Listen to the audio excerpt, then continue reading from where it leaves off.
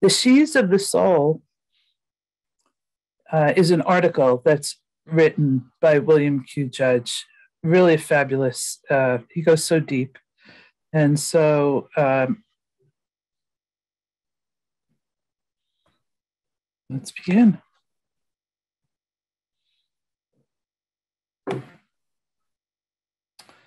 Now, on the right-hand side for this quote, in my last article, Mesmerism, which, by the way, we're going to study tomorrow night's class, I arrived at the point where we discover that the inner mortal man has several sheaths through which he obtains touch with nature, feeling her motions, and exhibiting in return its own powers and functions. And to the left, in the article on mesmerism by Mr. Judge, an interesting fact, Mesmer came out with his discoveries as agent, in fact, though perhaps without disclosing those behind him, of certain brotherhoods to which he belonged. His promulgations were in the last quarter of the century, just as those of the Theosophical Society were begun in 1875. And what he did was all that could be done at that time.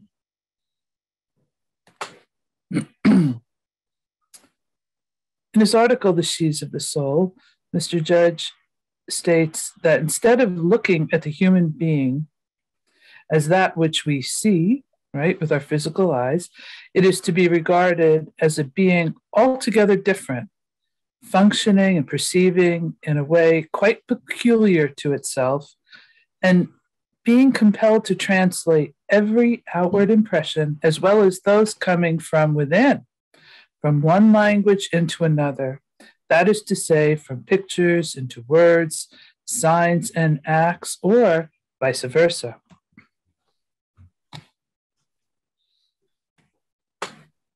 This statement is vague, he admits, yet nevertheless true.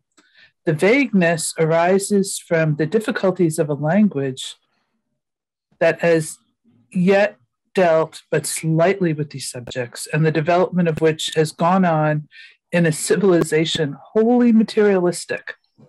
Man is a soul, and as such stands among material things. This soul is not only on its way upward for itself, but is compelled at the same time to draw up, refine, purge, and perfect the gross matter, so-called, in which it is compelled to live. For though we call the less fine stages of substance by the name matter, it is, however, made up of lives which have in them the potentiality of becoming souls in the enormously distant future. And the soul being itself a life made up of smaller ones, it is under the brotherly necessity of waiting in the bonds of matter long enough to give the latter the right impetus along the path of perfection. So during the long ages that have passed since the present evolution began in the solar system, the soul has constructed for its own use various sheaths, ranging from very fine ones near to its own essential being, to those that are more remote, ending with the outer physical one, and that one the most illusionary of them all, although appearing from the outside to be the truly real. These sheaths are necessary if the soul is to know or to act, for it cannot by itself understand nature at all, but transforms instantly all sensations and ideas by means of the different sheaths, until in the process it has directed the body below or obtained itself experience above. By this I mean that whatever soul initiates, it has to pass along through the several sheaths, each reporting, as it were, to the one next below it, and in like manner they report from below upward in the case of sensations from natural phenomena and impressions on the outside. In the beginnings of evolution, during all its stages, this took appreciable amounts of solar time, but at this point of the system's march along the line of growth, it takes such an infinitesimally short space that we are justified in calling it instantaneous. In all cases of normal and well-balanced persons, there are, of course, instances where longer time is used in consequence of the slower action of some one of the sheaths. The number of sharply defined sheaths of the soul is 7, but the subdifferentiations of each raises the apparent number very much higher. Roughly speaking, each one divides itself into 7, and every one in each collection of 7 partakes of the nature of its own class. There may therefore be said to exist 49 sheaths possible of classification. Now, I wanted to refer to the original 7, which we can find in the Ocean of Theosophy by Mr. Judge. So we have the Trinity, Atma, Buddhi, Manas, the higher triad, the real man, and then we have the lower quaternary, consisting of the passions and desires, the life principle, the astral body, and the physical body. He tells us in the Ocean that there are actually 2 physical men. And this is pages 32 and 33. These 4 lower material constituents are transitory and subject to disintegration in themselves as well as to separation from each other. When the hour arrives for their separation to begin, the combination can no longer be kept up. The physical body dies, the atoms of which each of the 4 is composed begin to separate from each other, and the whole collection, being disjointed, is no longer fit for one as an instrument for the real man. This is what is called death among us mortals, but it is not death for the real man because he is deathless, persistent, immortal. He is therefore called the triad or the indestructible trinity, while the others are known as the quaternary or the mortal 4. So he tells us that the physical, visible man consists of brain, nerves, blood, lymph, muscles, organs of sensation, and skin. He also tells us there's an unseen physical man that consists of the astral body, passions and desires, and the life principle.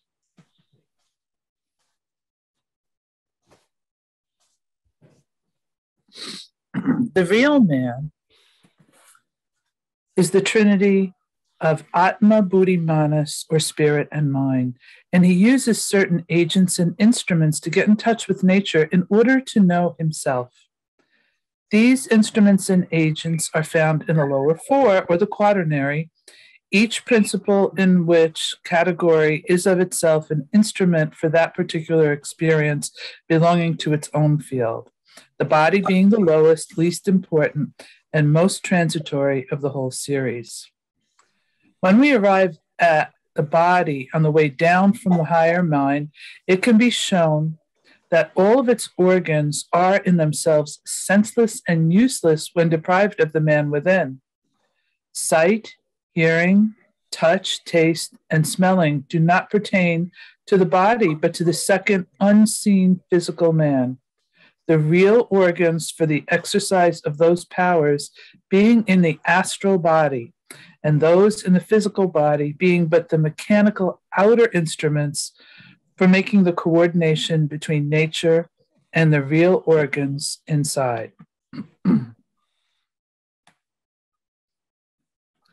The number of sharply defined sheaths of the soul is 7, but the subdifferentiations of each raises the apparent number very much higher.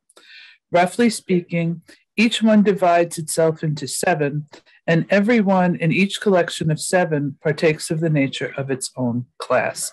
And that's how we end up with the 49 sheets possible of classification. And here is an interesting quote from The Secret Doctrine by Baron Blavatsky in Book 2, page 57. Man needs 4 flames and 3 fires to become one on earth. And he requires the essence of the 49 fires to be perfect. What does that mean? And below is a wonderful footnote that goes into detail about the 3 fires who had 45 sons. This is, of course, an analogy. And their father Agni, and together these constitute the so-called 49 fires. So different types of fires. The flames are evanescent and only periodical. The fires, eternal in their triple unity. And this corresponds to the 4 lower and the 3 higher human principles. And Mr. Judge tells us, exactly at this point, the esoteric schools diverge from and appear to contradict modern pathology and physiology. For the modern school admits only the action of nerves along skin and mucous membrane and in flesh as the receivers and transmitters of sensation. It would appear to be so, but the facts on the inside are different, or rather more numerous, leading to additional conclusions. Likewise, too, we clash with the 19th century in the matter of the blood. We say that the blood cells and the fluid they float in receive and transmit sensation.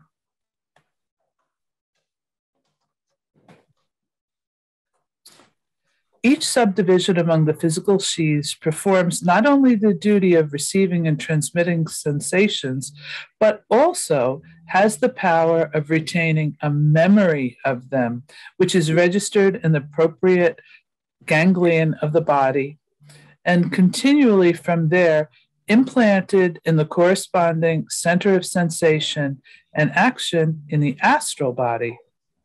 At the same time, the physical brain has always the power, as is, of course, a common fact, of collecting all the physical sensations and impressions.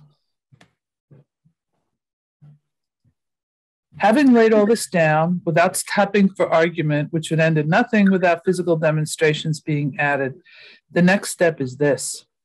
The lower man, who collects, so to say, for the soul's use, all the experiences below it, can either at will, when trained, or involuntarily, when forced by processes or accident or abnormal birth, live in the sensations and impressions of one or many of the various sheaths of the physical or astral body.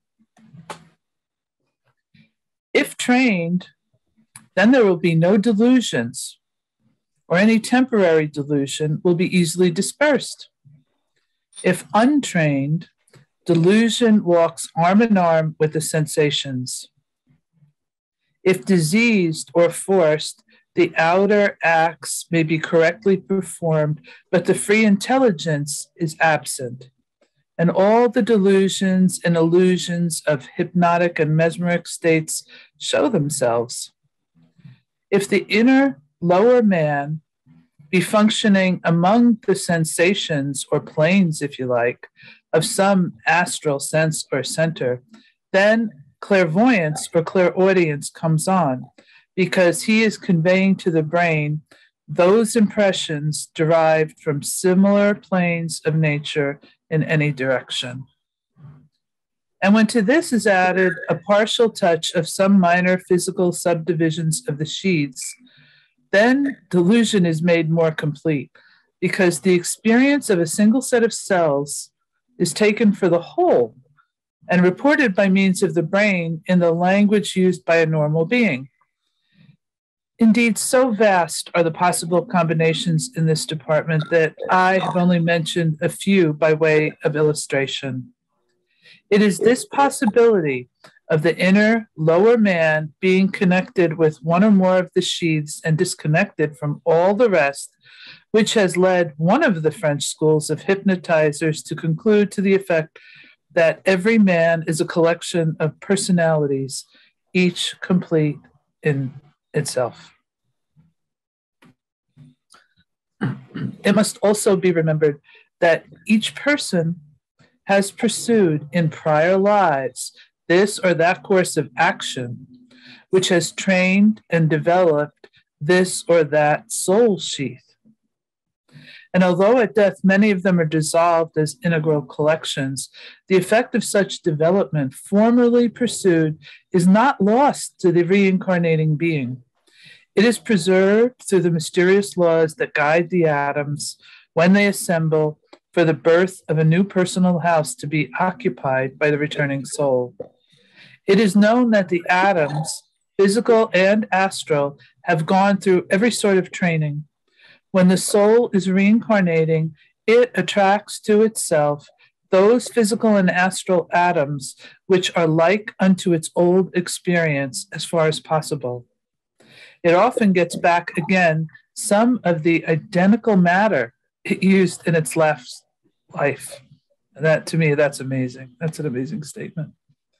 And if the astral senses have received in the prior existence on earth great attention and development, then there will be born a medium or real seer or sage.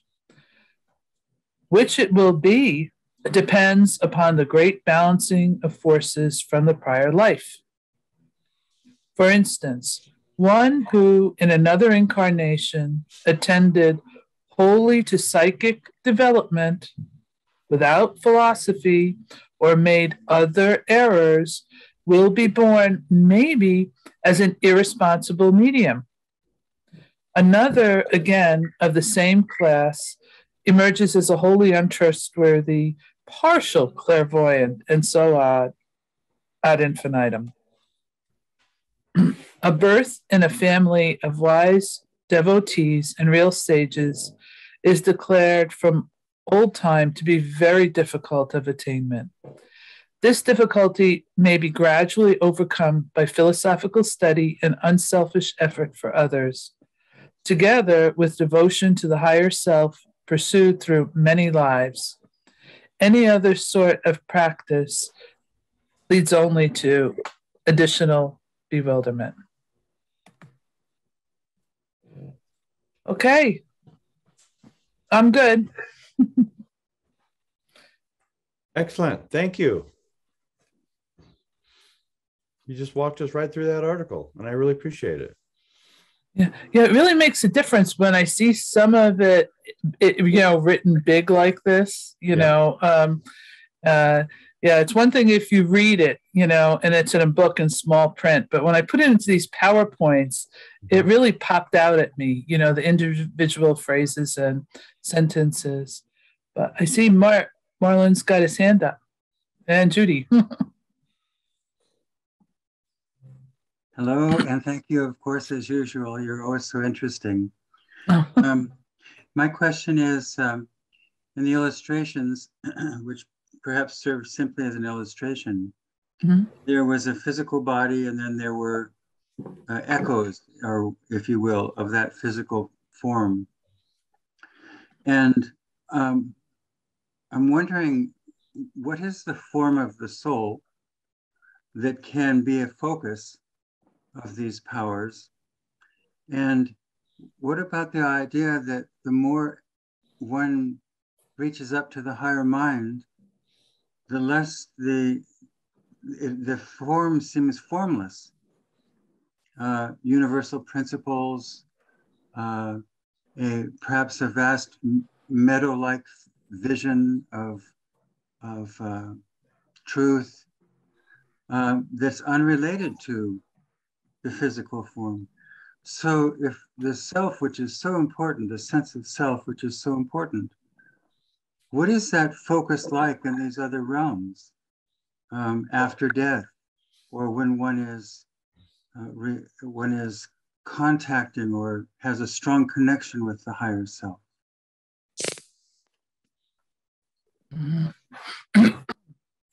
Well, okay. I think I see what you're getting at. I'll try to unpack it as best I can. But if we have 7 principles to our being, and each of those can be subdivided into 7 as well, then I was trying to think of examples, concrete examples of when our nature develops one aspect, or is focused or attends to one part of its nature. Let's say we have someone who is drawn to singing musically and attracts to themselves, over lifetimes, those that matter, that enables them to develop a physical body and a more and more beautiful instrument. Then we could say that, the focus must have been within that part of their nature where they actually developed on the physical plane, maybe, took lessons, etc., created all those skandhas that would lead over many lifetimes to a focus there. And it would return to them. So a musician, a student of philosophy, a student of religion, wherever we put our focus, that's where our principles will focus our energy and attention. But we're fluid beings. We can travel, right? We can switch our focus, right? Depending upon where we will ourselves to put our focus and attention. And sometimes, though, there's karma too, when he brings up in the article as well, as our past lives, there's a memory, of actions we have taken. So we may be stymied in a particular direction. Let's say that, we became a mathematician. If we tried to pick up a musical instrument, it might, not work as well for us as someone who had put the time and energy into it.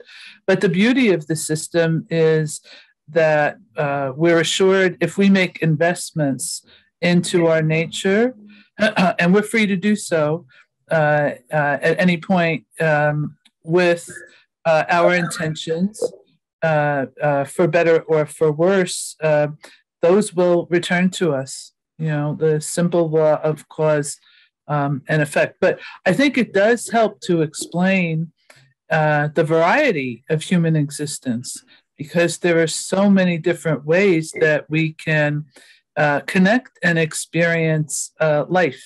And we have to go through all the forms, apparently. So, and we're also on an evolutionary journey, all of us. So there's a collective journey that we're experiencing, individual journeys, family journeys, relationship journeys. That's an interesting one, right? Mm-hmm. All the dynamics, we have all these connections, and we're led on by them. And I think once we're aware of that, just being aware of the sheaths and the 7, I think that's what HBB was referring to in book 2 of The Secret Doctrine, that quote I gave. Man is complete when he knows that he consists of the 4 and the 3. So it made me appreciate how much it really means for us to understand that we are composite beings. And once we have that knowledge, we have more control. We're more empowered. once we have this knowledge. I don't know if that helped at all. I hope it did. Yeah, if I may, yes. I'm just wondering, what is the nexus then that reincarnates? Is it an electric field? Plato tells us about the myth of Ur, this whatever it is, but it is a sense of self that in the afterlife experiences, punishment or happy days, Devahan, if you will. And then it travels on to another field where it chooses its next life, where there are different colored rays descending and so on. And I'm just curious about that sense of self because I'm just going to say, keep it. I think your question about what is the nexus is. Yes. Is that good enough? And then, because I'm sure there's lots of other people who'd like to get in. Yeah. Mm-hmm. Mm-hmm. So the question is, what is the nexus? What is the overall nexus? The reincarnation. Well, I would have to say Atma Buddhi Manas, is the the permanent part of our being, and consciously going from life to life, is a whole other story. Most of us are subconscious or unconscious, or we're just kind of traveling along, taking in the sights. But to propel ourselves consciously, that's from life to life and through the after-death states is, something we're capable of. But we have those evolutionary pressures as well. And if I had to pick one principle, really one overarching principle that connects it all, I'd have to say it was the astral.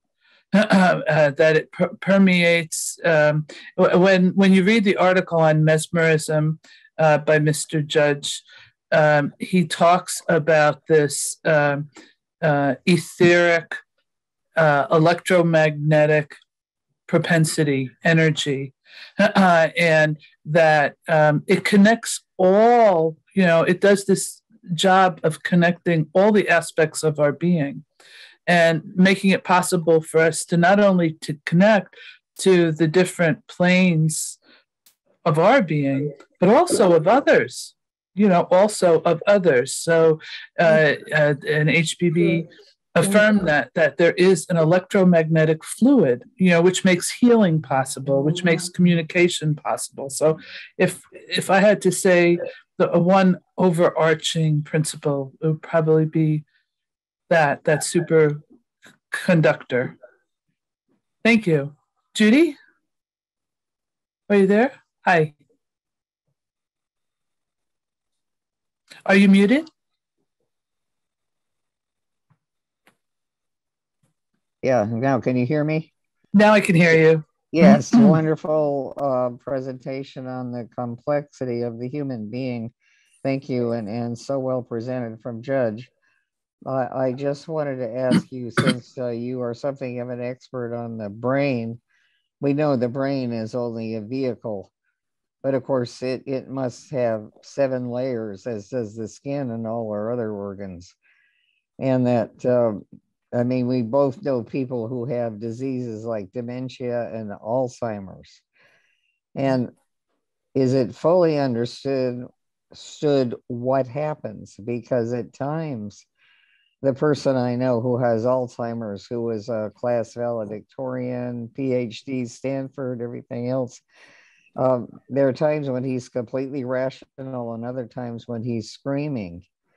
And so is it a monastic disconnection between the aspects of the brain that are going to operate in a rational way, or is it something else that is afflicting them? Because I know that no medication or anything has ever been fully discovered to help these poor people, and they seem to be suffering mentally in a horrible way.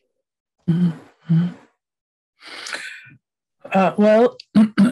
As Judge said, that lower quaternary starts to break up, and it's a process. Death is a process. And the disconnect is on the physical plane, really. And person, it's interesting, even when it comes to tremendous amounts of pain, we can actually disconnect from it on some level. So it's been proven many times that the person you have to be careful because they really are present. They might not look like they're present, just like people in a coma, often have come back and said they've heard everything, they felt everything. But there's a part of their being that was present to what they were going through on the physical plane. As their brain was disconnecting, their astral got full of static, right? And the life force coming in and out. So if you can imagine that lower quaternary, sort of, I was thinking of a radio dial today, and when you move the dial, everything's got to be lined up so you get a good signal, and you can hear the program that you're attuned to. So as that instrument starts to fall apart, but we have glimpses maybe of the real person, but they don't have full access to communicate back with us. That doesn't mean that their higher triad is not intact. Oftentimes it's been shown that it is quite intact. It's just that they can't. It's almost like having, if you have a speech aphasia, they were talking about that recently in the news. The person is present, but their ganglion, that neural network that causes the brain to be able to function in a certain way have started to dissipate. I really liked the part of Judge's article that spoke to this, that there are ganglions all over our body. This is one of the reasons where, we have that psychiatrist now who talks about trauma, to our bodies, and we, it parks itself in different places. For some people, the ganglion where they get affected are in their stomach. For some, it's their heart. But we store our painful memories in different parts of our bodies. So different networks of ganglions are associated with different types of function. And this occurs everywhere, not just in our brains, but in our physical bodies. So all these traumas are remembered, all these memories are stored in our bodies. And to disentangle them, when we use acupuncture, EMDR, emotional freedom techniques, there's a whole science now. Your body has a memory, and you can tap into that pain and unravel it. And, you can take out the chinks in your armor and make your system whole again by understanding how these networks work. But I hope that answered it a bit. Yes, very good. Thank you. Mm-hmm. You've got, let's see here. Is there any other? Helena, I just texted, what do you call it? Message. Uh-huh. What did I do? I chatted. You chatted. Being the chatty kind of guy that I am. So, first of all, you got some wonderful compliments. Why don't we take a look at those? And then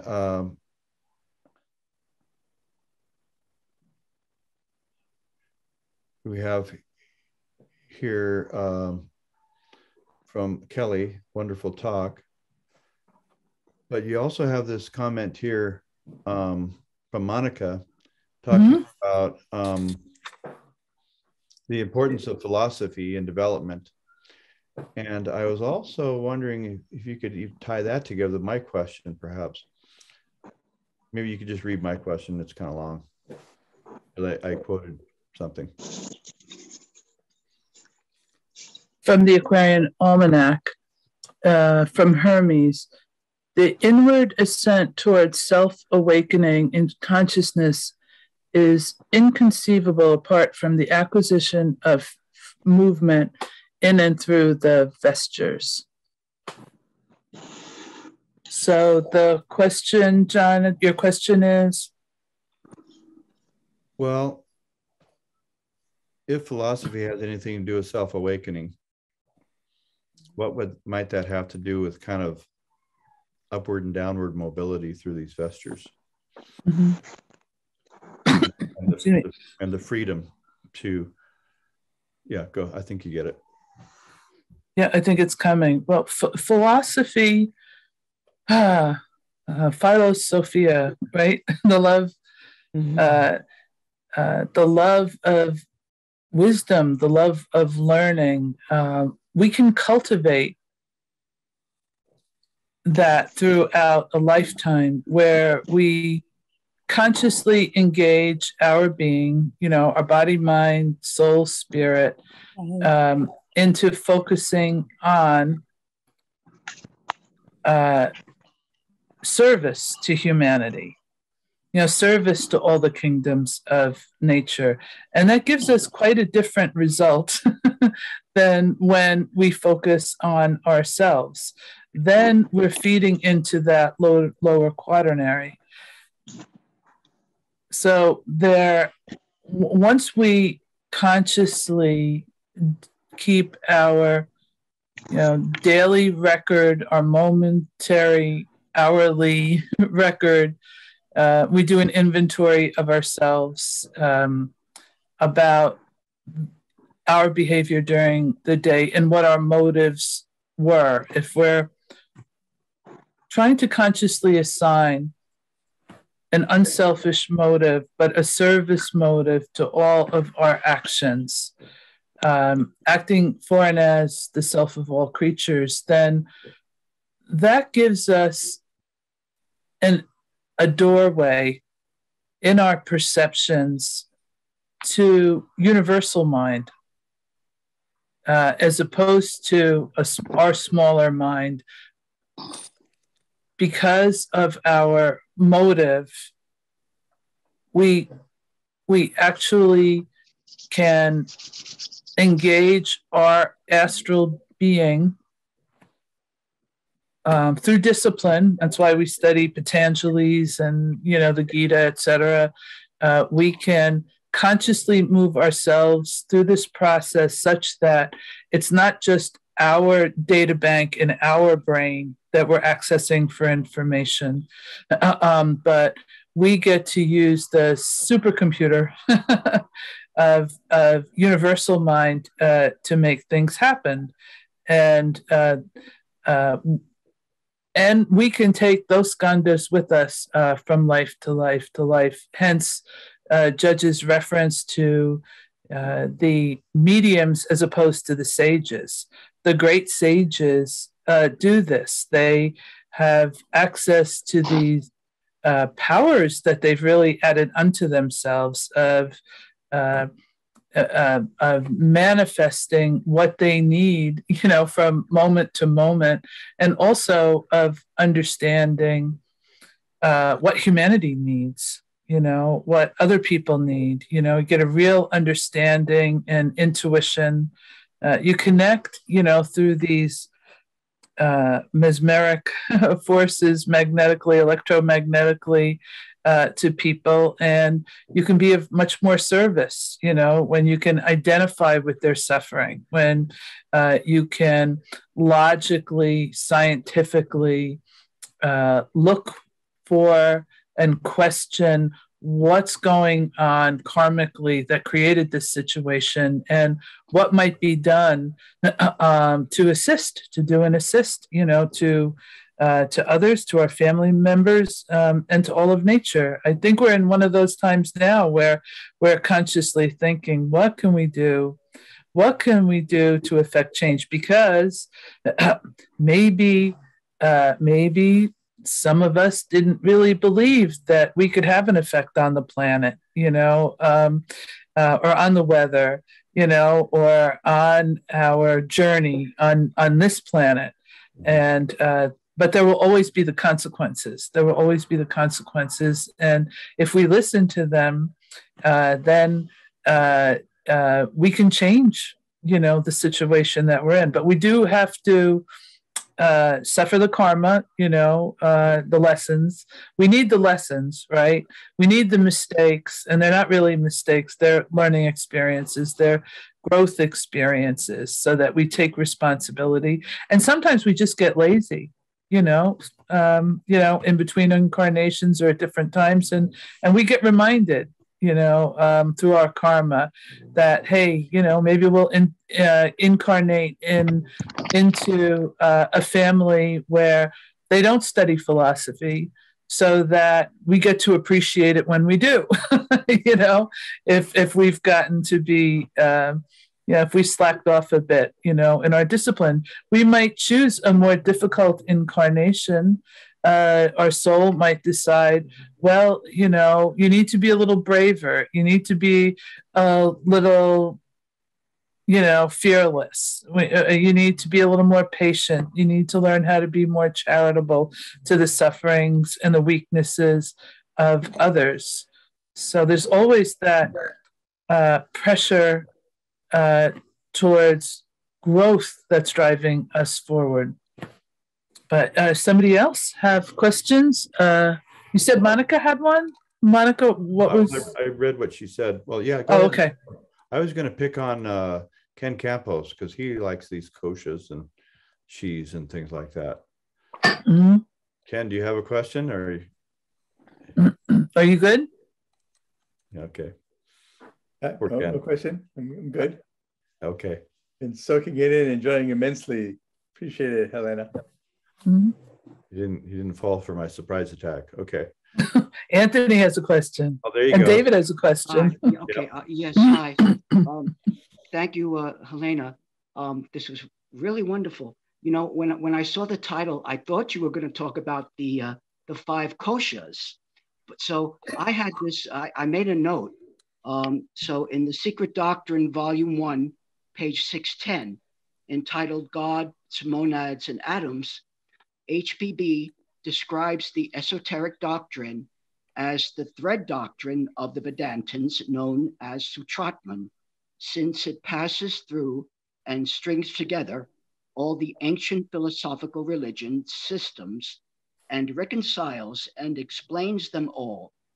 Now, the footnote at the bottom of the page, 610, volume 1, likens the Atman or spirit, the spiritual self, as a thread passing through the 5 subtle bodies or principles known as koshas, as a thread soul.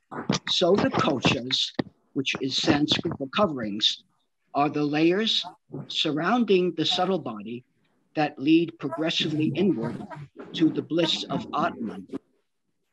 So that is, I think that ties in somewhat, and the 5 koshas were just mentioned, so that's why I just mentioned this footnote. So it might be useful to someone. Thanks. Thank you. Thank you. Well, that's quite amazing. Yeah, I think that Judge is very much cognizant of the Vedanta koshas as he's writing that article. Don't you think, Helena? Oh, absolutely, absolutely.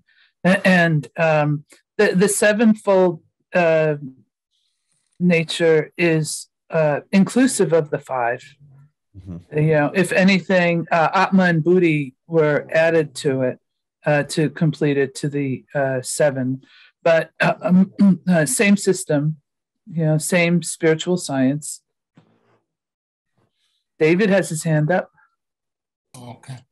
Oh yeah, we were talking about before. One person spoke about what's sort of the center of our, I don't know, our being or something. The center as we move through these different octaves, you might say.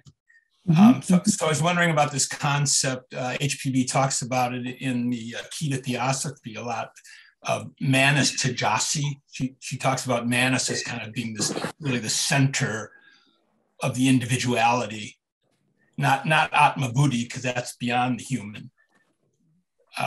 Anyways, could you say anything about this idea of Manas Tajasi, if you're familiar with that term? So, yeah, it's in the glossary. Tajasi is Sanskrit. The radiant flaming from Tejas, fire, used sometimes to designate the Manasa Rupa, the thought body, and also the stars. I had wanted to include also in the presentation a reference to fire, because she's talking about, or he's talking about, the 49 fires. And fire, living fire, a figure of speech to denote deity, the one life, a theurgic term used later by the Rosicrucians. The symbol of the living fire is the sun, certain of whose rays develop the fire of life in a diseased body, right? You get your vitamin D from the sun, so there's a part of it that's actually physically healing. And then it also imparts the knowledge of the future to the sluggish mind and stimulates to active function a certain psychic and generally dormant faculty in man. The meaning is very occult. The fire philosophers, the name given to the Hermeticists and alchemists of the Middle Ages, and also to the Rosicrucians, the latter, the successors of the Theurgists, regarded fire as the symbol of deity. It was the source not only of material atoms, but the container of the spiritual and psychic forces energizing them. Broadly analyzed, fire is a triple principle, esoterically a septenary, as are all the rest of the elements. A man is composed of spirit, soul, and body, plus a fourfold aspect. So is fire. And then he says, the fire contains a visible flame, which is the body, an invisible astral fire, the soul, and 3, the spirit, according to Robert Flood and the Rosicrucians. The 4 aspects are heat, or life, light, which is mind, electricity, the chemic or molecular powers, and the manifestation. So there are, the thing with the Tajasi, I would say, is just like other sheaths of the mind, if you will, wherever we park ourselves, we have to be aware that we don't get stuck. Some people will say the most important thing is we got to get this Tajasi Manas going, because we don't want to be stuck in, let's say, Kama Manas, so let's elevate, the monastic principle to sort of a meta manas. The problem is then, as soon as we start to limit ourselves and we get rigid, we lose our flexibility. And I think flexibility is a sign of health. Rigidity is tamasic. It's a sign of pathology. So yes, we can take a step outside of ourselves and try to park ourselves such that we connect manas as much as we can to our Atma Buddhi. I mean, that's the work of many, many lifetimes, and we're gifted with glimpses in our dreams and, at certain times of the day, through meditative practices, we get these alignments, but it's a lot of work. It's a discipline. I think it pays off in the long run, but we can become spiritually selfish too. I mean, If a head of the household is really busy reading a lot of books on philosophy, his family's not going to be fed. So there's the practical application of these ideas in our lives. There's a balance that we strike. We take care of our family duties. Those are the most important ones by far, karmically. Those are where our biggest lessons are. And then, as most of us may want to run away from our family responsibilities. They might seem overwhelming, but that's where our biggest lessons are.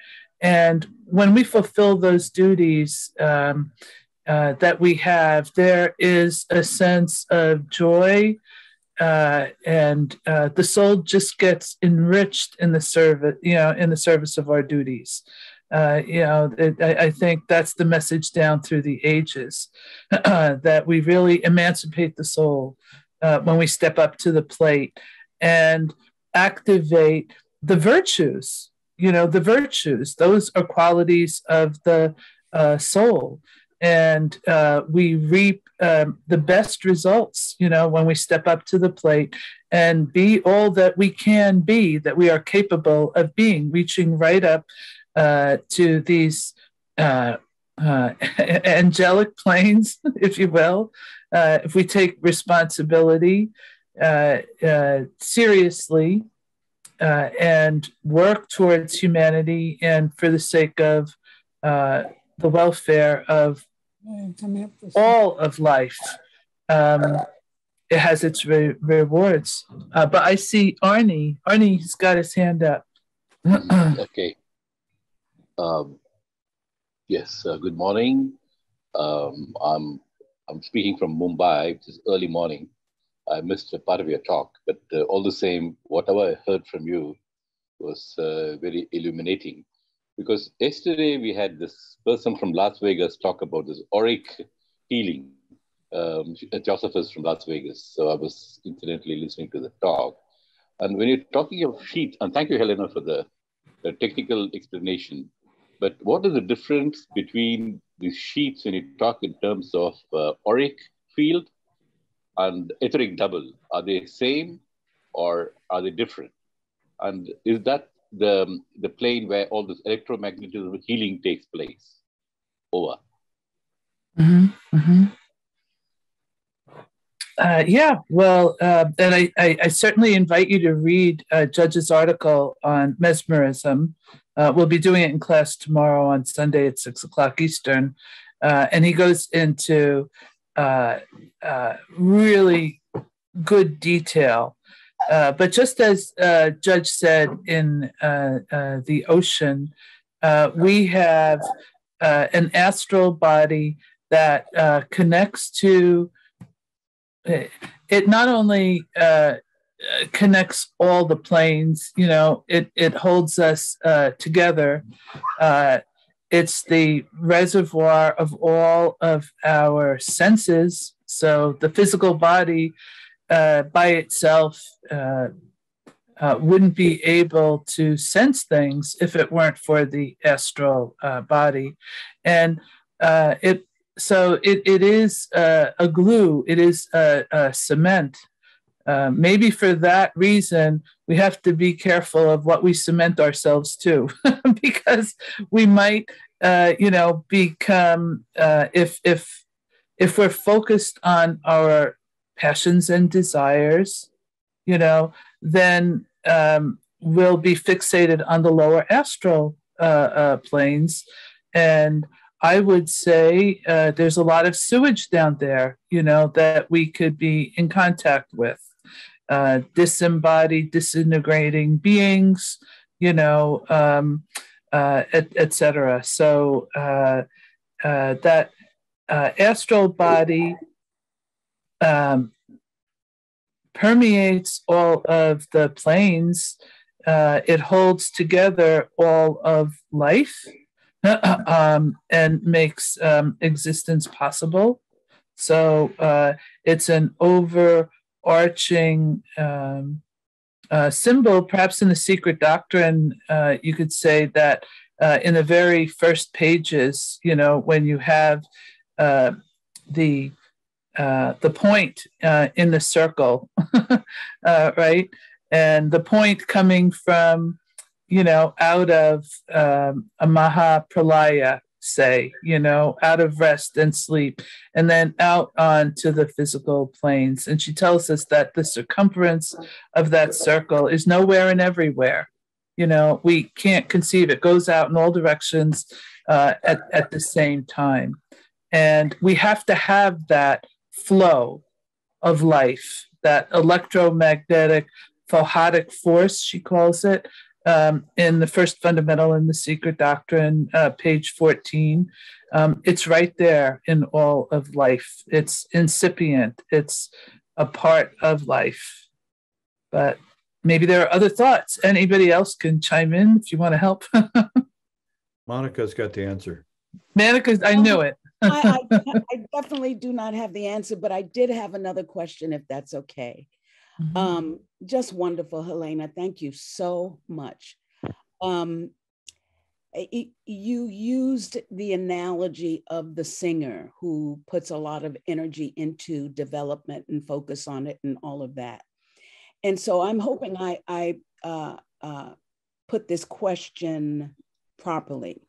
But regarding the 49 sheets or fires, as it's also referred to, I think, in the SD. In the case of the genius, let's say, and also, let's say, in the case of the person who is severely autistic, in each of these cases, is this a matter of matter? In other words, has the soul been hanging out in one of these sheaths for extended periods of time, such that it's impacting their ability and conversely their inability? In other words, with the work that you do, and having so much time in with Theosophy, is there another perspective that you may have that isn't common among your peers in this way regarding these ideas and these possibilities? Mm-hmm. Well, so Theosophy and autism, are there any insights that it has to offer that are different from the mainstream views of autism? Yeah, and when you talked about the 49 sheets, this student thought, I'm thinking, does this mean the soul hung out on one of those planes for an extended amount of time? And so here on the earth plane, there is a reach that is easy for one or very difficult for another because of that. Well, I think we're all trying to figure out karma and how it works. And it's a complicated, when you think about karma, I think there's a tendency in human nature that when we see someone who has an unfortunate karma, we think, oh, they must have done something bad to deserve it. Like we make a snap judgment and say, well, they goofed up in another life.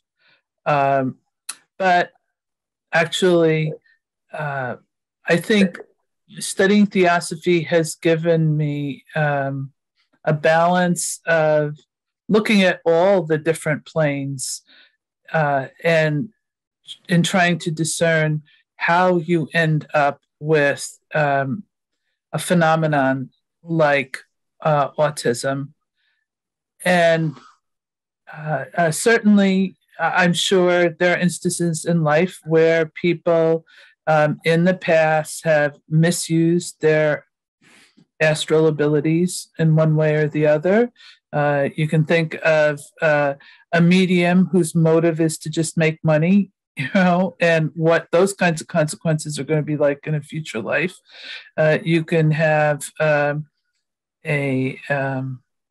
phony healer, right? And the consequences that would have in a future life. You can think of maybe one of the worst karmas might be misrepresenting the truth, right? Giving out false ideas, that can confuse and confound people and complicate their lives, or even half truths. That's got to have some heavy karma.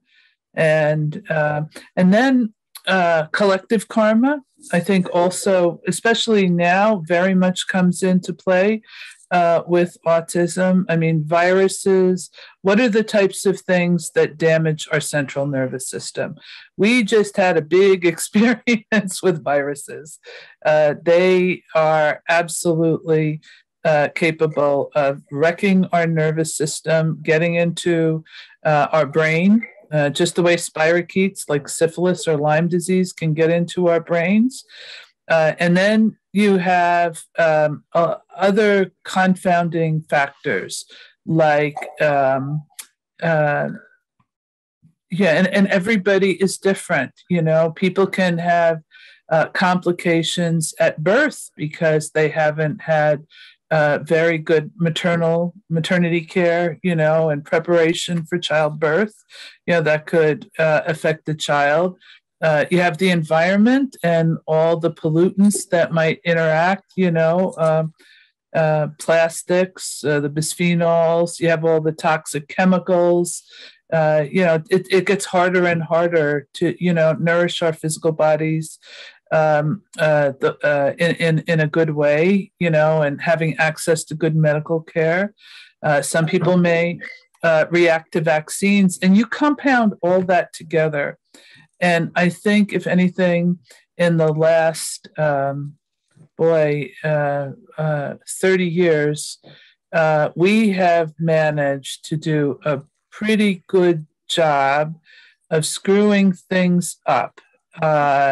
Coming into incarnation, there are so many obstacles to being able to fully manifest in a healthy way, our being. So cumulatively, we've managed to produce, this horrible statistic of something like 1 in every 35 children are going to be autistic, which in society is huge. We can't handle that kind of a problem. It's really in our faces. Just the way the virus has, maybe the virus is that wake-up call that says, you all have been sleeping, and now we're going to have some repercussions to all those feelings that you've had, all of the collective karma, that manifests itself. It finds a way to counterbalance all the cumulative load on humanity and on its central nervous system.